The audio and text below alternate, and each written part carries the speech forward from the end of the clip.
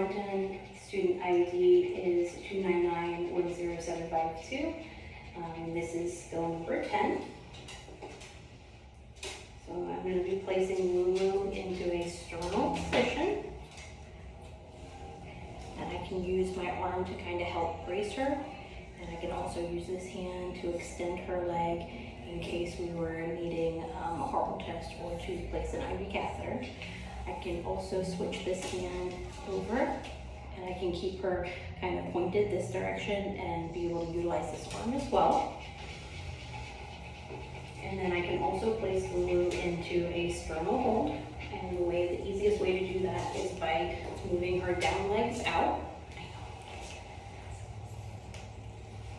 Placing one arm over the top by her neck and the other on this down leg here. And then this way I'm applying pressure to her rear and her head, and then the doctor or another technician is able to do any treatments that they need to do. I have control of her arms and her head. Good job.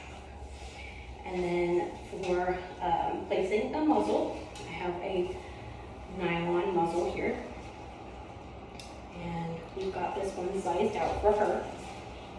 And we're going to place it with the small band on top and the bottom band, or the larger band on the bottom.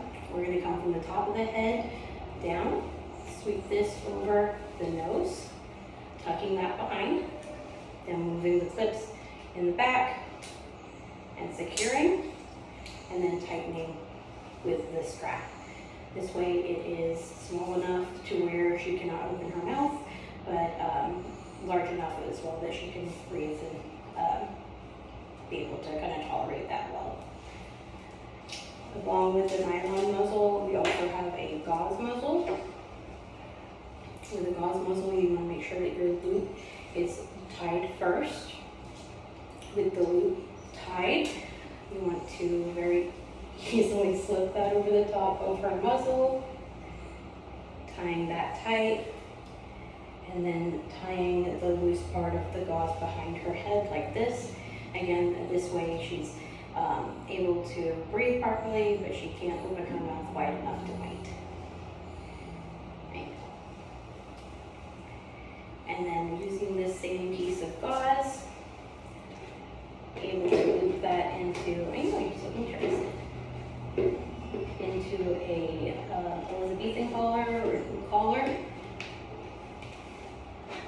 And being able to slip this over the top of our head here, like so, making sure our ears are through, and then tying that comb tightly behind her. With this, I made sure that we had a comb that was large enough to where her nose is not sticking out past the cone itself, but then she also cannot get to her surgical incision. There you go.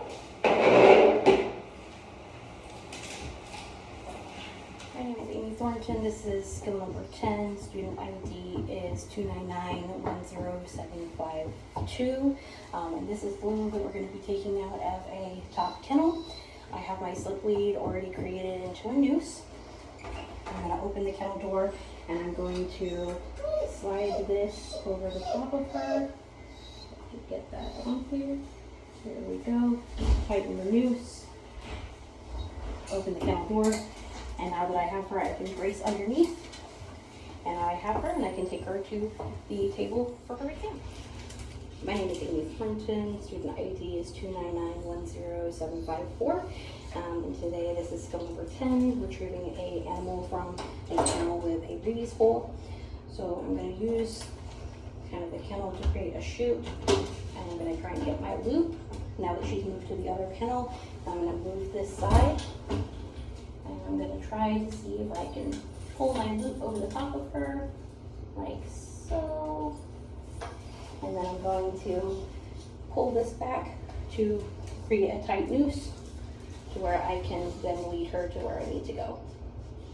And then returning her to her kennel, I'll just turn her around and then undo the noose, pulling this forward while still keeping the noose on her, and then slowly slipping it off while leaving the door closed.